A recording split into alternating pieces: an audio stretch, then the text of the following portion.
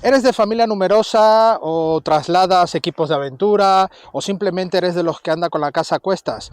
Pues seguramente estás buscando un coche que te cumpla con todo eso en cuanto a capacidad, pero que además no te deje tirado en cuanto a potencia. Hoy estamos con el Peugeot Traveler, una furgoneta dedicada a pasajeros en esta versión Business VIP, que tiene el motor diésel de 180 caballos. Sí, ya sé lo que me vais a decir, no quiero nada del grupo Stellantis. Bueno, si no lo quieres, cierra el vídeo y gracias.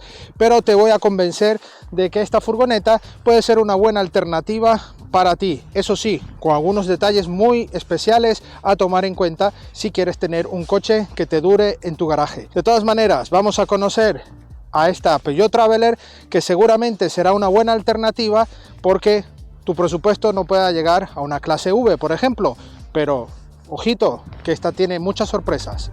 Bienvenidos.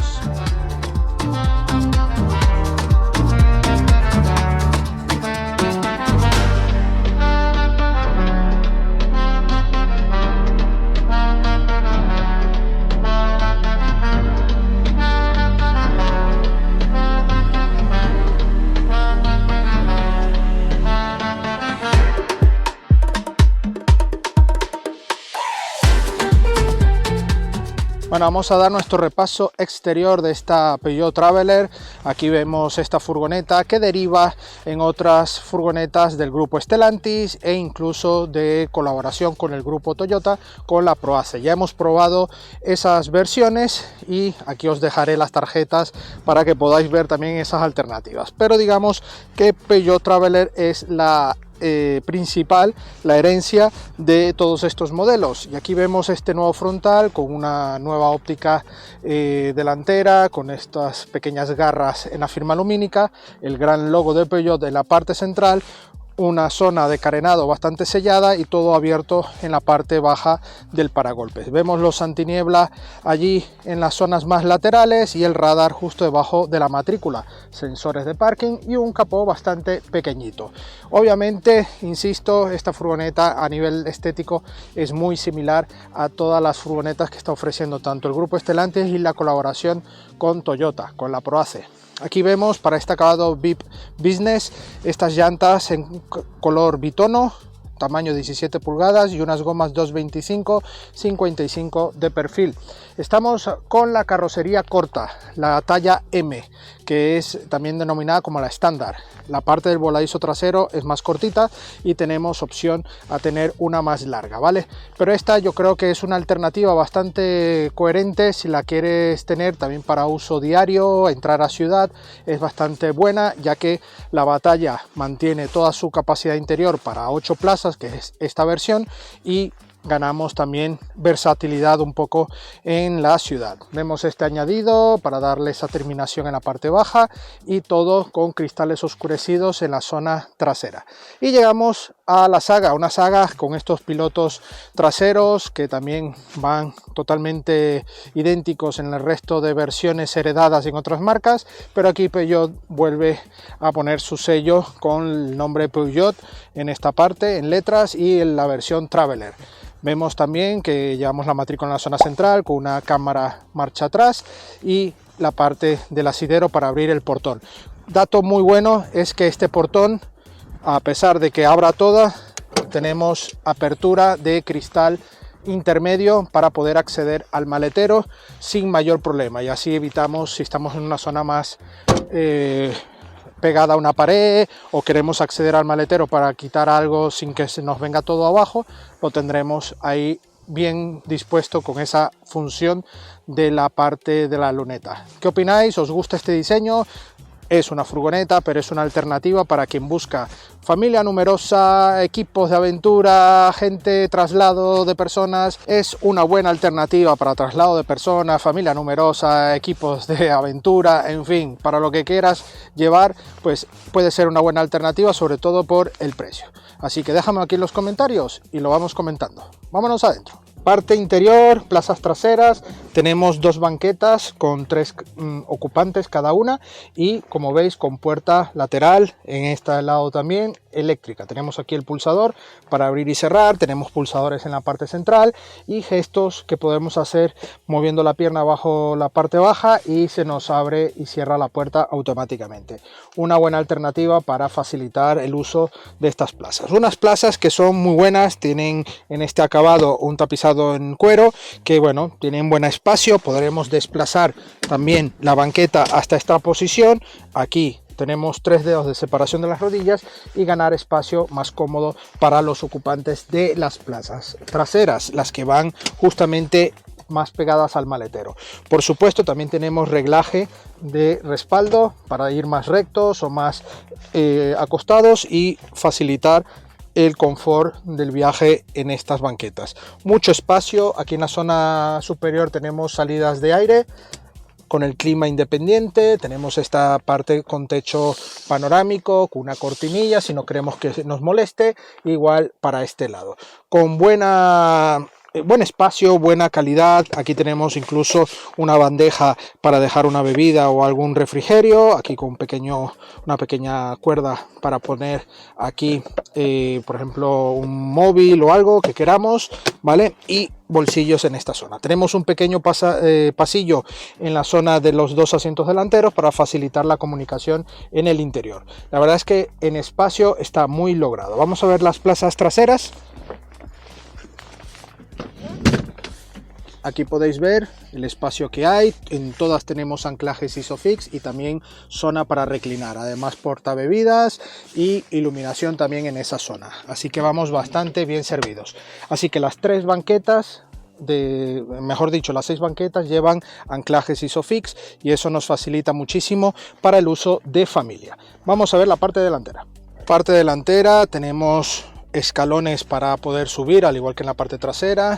Nos apoyamos un poco del volante, cerramos y bueno, obviamente aquí no busquemos calidad ni materiales mullidos, es todo bastante espartano en ese sentido, todo con plásticos duros. Tenemos aquí portabebidas, una guantera en esta zona central, otra guantera aquí en la zona intermedia que va gamuzada, tiene aquí un pequeño material para poder tener mejor tacto y otra guantera en la zona baja para documentación y tenemos un conector 12 voltios. Aquí en la parte central tenemos una pequeña zona para carga inductiva que va un poco engomada, aquí otro hueco y aquí una zona para dejar un boli o el móvil si queremos. El dial para el cambio. Aquí seleccionamos el cambio y los modos de conducción. En esta zona llevamos el clima, que es bisona en esta parte delantera, y llevamos toda esta zona tanto para los warning, conectividad por puerto USB-C, abrir y cerrar puertas laterales y el cierre completo de las puertas. El botón de encendido y esta pantalla de 10 pulgadas que es de nueva generación para este modelo del Traveler. Encendemos el coche, es un motor diésel, así que ya notamos el sonido. Y aquí ya carga el sistema, tenemos toda la funcionalidad, asistencias, mantenimiento de carril, funciones, tutoriales, como veis la velocidad, cajón de aplicaciones, sistema HADAS, navegación con TomTom e incluso tenemos los juegos que también ya vemos, por ejemplo en modelos de Opel que hereda todo este sistema del grupo Stellantis. ¿Vale? El cuadro de instrumentos, pues bueno, tenemos bastante información, vamos seleccionando justo aquí en este botón las distintas formas de visualizar con HADAS.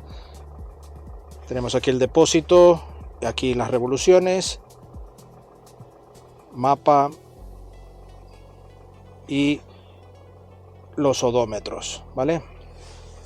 Un volante, como veis, algo achatado tanto arriba como abajo, con el logo de Peugeot, aquí toda esta zona en negro brillo y levas que nos permite tener una parte un poco más dinámica. Aquí tenemos calefacción para el asiento, calefacción para el volante y también control de descenso, ajuste de limpias y aquí un pequeño hueco para dejar alguna cosilla. También tenemos reglaje eléctrico para el asiento con posibilidad también de calefacción que eso viene muy bien. Y en la zona superior tenemos todo lo que es la iluminación, aquí el parasol con iluminación y espejo, al igual que en el acompañante. Buenos acabados generales, pero no esperemos una calidad premium para nada, pero sí que está bien resuelto. Tenemos bastantes zonas para poder pasar y tener buena habitabilidad en el interior, bandejas intermedias en las puertas, bandejas más bajas también para dejar botellas, y bueno, todo con una calidad bastante regular. Aquí volante podemos regular tanto en profundidad como en altura. Y nada, ya con el coche encendido nos toca ponernos en marcha a ver qué tal va esta Traveler en la carretera. Acompáñenme. Bueno, señores, vamos ya al volante de esta Traveler. Vamos a pasar por nuestra zona no asfaltada.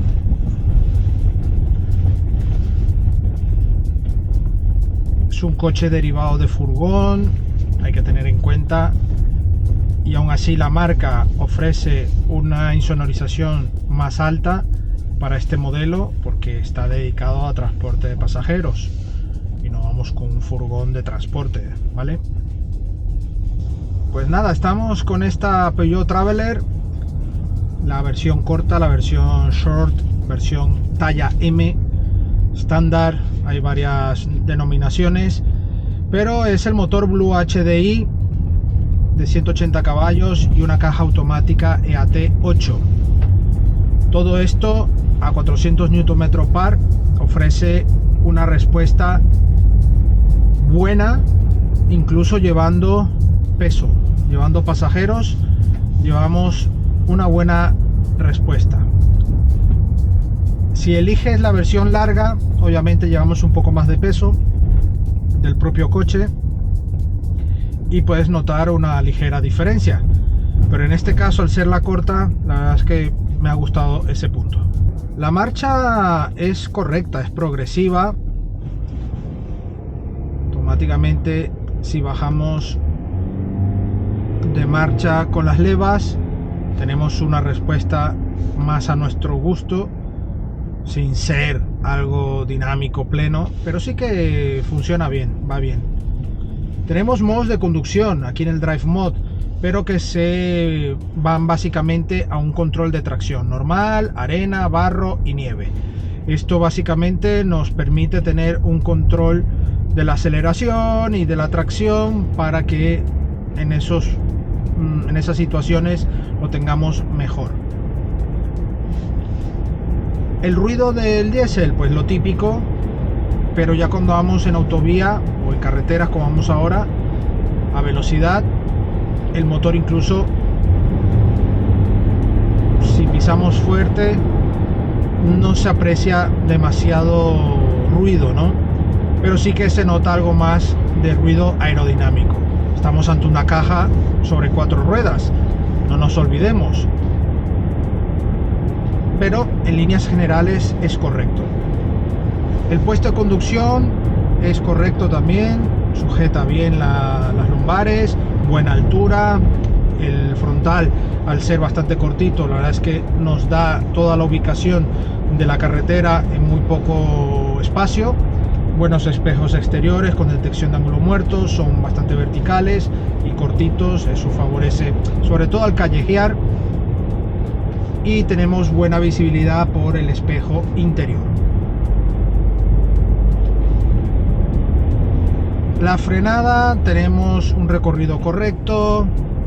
Obviamente hay que ser bastante precavido de qué momento frenar este coche. No es un coche pequeño, no es un sub, no es un compacto, mucho menos. Entonces es un coche grande que hay que ser consciente de que tenemos que tener más espacio para poder frenar este coche, al menos de manera inmediata, manera rápida. Si vamos obviamente circulando y tenemos buena visibilidad, se hace perfectamente, pero tener en cuenta eso, que es un coche voluminoso, un coche grande. Las suspensiones son confortables, el coche traza bien la curva. Sí me hubiese gustado una opción Hub Display para tener allí la información y no tener que tenerlo todo solo aquí, pero bueno, no está mal. La ubicación de la parte multimedia con buena usabilidad, buena lectura, pequeñita, muy horizontal. Me hubiese gustado un toquecillo más de altura, pero bueno. Pero tenemos todos los mandos a nuestra mano, ¿no? De clima, controles de USB, huecos, calefacción en el volante, todo muy cómodo. Y bueno, este motor puede chirriar un poco, etiqueta C, no hay hibridación, y que obviamente viene del grupo Stellantis, y muchos de vosotros ya estaréis, yo no me lo compro, yo no lo quiero. En este motor específicamente, uno de sus talones de Aquiles es el tema de AdBlue. AdBlue porque lo tiene que tener para poder tener las emisiones mucho más controladas, porque todo lo que emite de gases por el tubo de escape hace una pequeña pulverización con esta urea, con este AdBlue, para convertirlo en hidrógeno, agua, en fin, toda esa combustión lo hace para no contaminar, para que no expulse contaminación, al menos en datos, ¿vale? Entonces, ¿qué pasa? El coche tiene unos 15.000 kilómetros alternativos de uso de AdBlue, con los 22 litros que lleva el depósito de AdBlue. Obviamente a los 2.400 kilómetros es cuando empieza a alertar de que debes repostar, ¿no? Y obviamente cuando ya quedan 500 ya te da una alerta que en 500 kilómetros el coche se va a detener por seguridad, ¿vale? Entonces se va a detener, pero es que ya entre esos 2.400 y hasta los 500 ya estás teniendo riesgo. ¿Por qué? Porque la bomba de este sistema AdBlue es lo más delicado del grupo Stellantis. Entonces, la recomendación que se hace en general es intentar tenerlo siempre repostado. Es un coñazo, lo sé, pero intentar tenerlo repostado. Si calculamos nuestras rutas y los kilómetros que le hacemos al repostarle, que en teoría da unos 15.000 kilómetros, que será un poco menos, pues intentar valorar que a los 6.000, ya cuando te queden 6.000 aún por echarle, no esperar a que te dé el aviso, porque ya cuando te dé el aviso ya estamos jugándonos a que la bomba se cristalice y sea ya un problema de cambiar y de mucho dinero. ¿Qué pasa? Que mucha gente va al límite y pasa eso, por descuido, por desconocimiento, por lo que sea. Entonces tener cuidado en ese punto.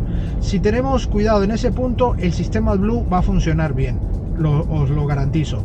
Pero también hay un tema, que hay que colocar AdBlue de buena calidad, ¿no?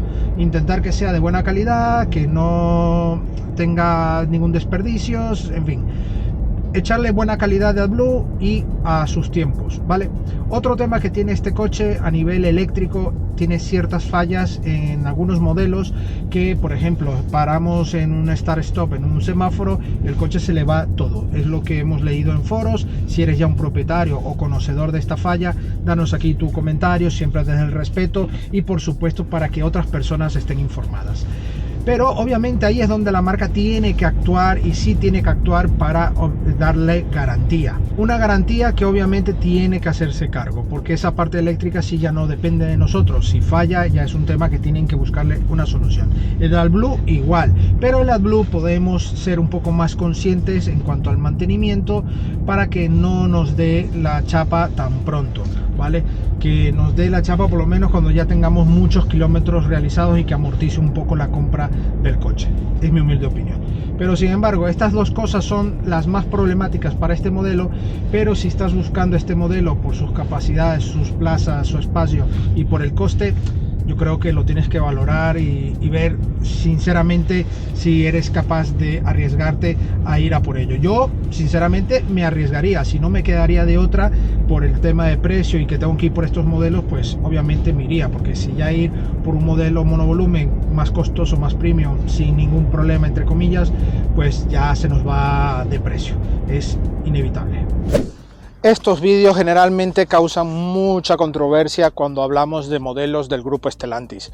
Pero señores, vamos a ser más objetivos e intentar ya pasar página, porque la marca y el grupo ha ido dando ya pasos poco a poco para ir resolviendo todos esos problemas. Sí, señor.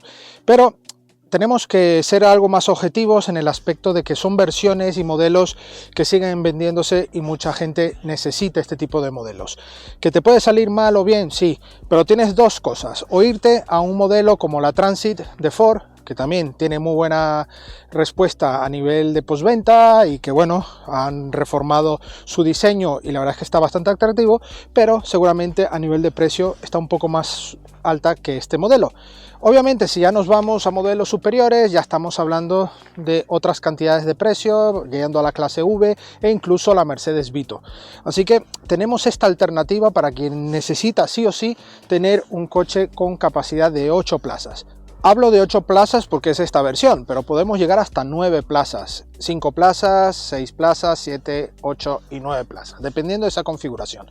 Pero a todas, lo que quiero llegar es que esta configuración de vehículo de monovolumen, furgoneta, viene a ser la gran alternativa a los coches SUV que incluso son 7 plazas. Son mucho más cómodos estos modelos, pero obviamente a nivel de diseño no te entra por los ojos, pero estos modelos son muy recomendados para un uso intensivo de llevar personas, pasajeros, familia. Yo lo veo muy claro. Ahora entremos en la polémica de Stellantis.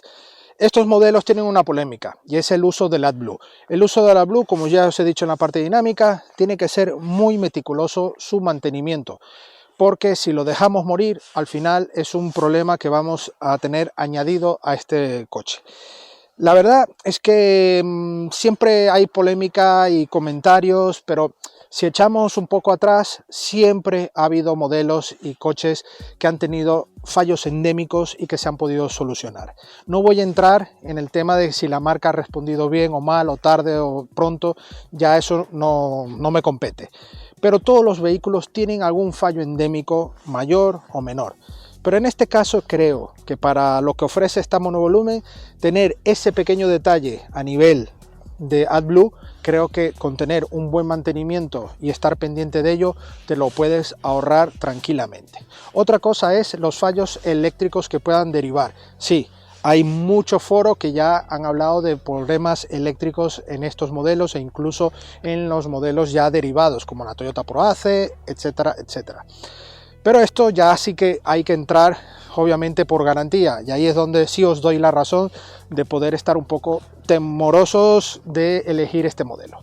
Sin embargo, señores, si estás buscando este modelo y no te queda de otra, yo obviamente me buscaría la mejor oferta dentro del grupo e incluso la Toyota ProAce, que también las probamos, que son modelos que prácticamente cambian en muy pocas cosas y son prácticamente el mismo producto. Son buenas alternativas y a nivel de precio obviamente no te vas a llegar a una clase V o incluso una Vito u otros modelos como la Lexus LM ni nada de eso. Son modelos mucho más caros, mucho más premium, pero que también a nivel de configuración como la Lexus no es tan configurable como esta. Obviamente la clase V es la imbatible en el momento de furgonetas de este estilo de pasajeros y la Vito pasajeros y carga. Así que señores, este modelo os puede valer la pena. Agradecemos a Peugeot España la sesión de esta Traveler y a vosotros la visita. No olvidéis suscribiros al canal y dejarnos vuestro like, vuestros comentarios aquí debajo, dudas y comentarios, siempre desde el respeto por supuesto, para entablar algún tipo de tema sobre esto. Y por supuesto la prueba escrita de este coche, de otros coches y también motos en nuestra web supermotor.online, donde tendréis la prueba al completo. Y por supuesto la prueba también con avances y detalles en nuestras redes sociales, Facebook, Instagram, TikTok y X. Vale, nos vemos en una próxima entrega. Adiós.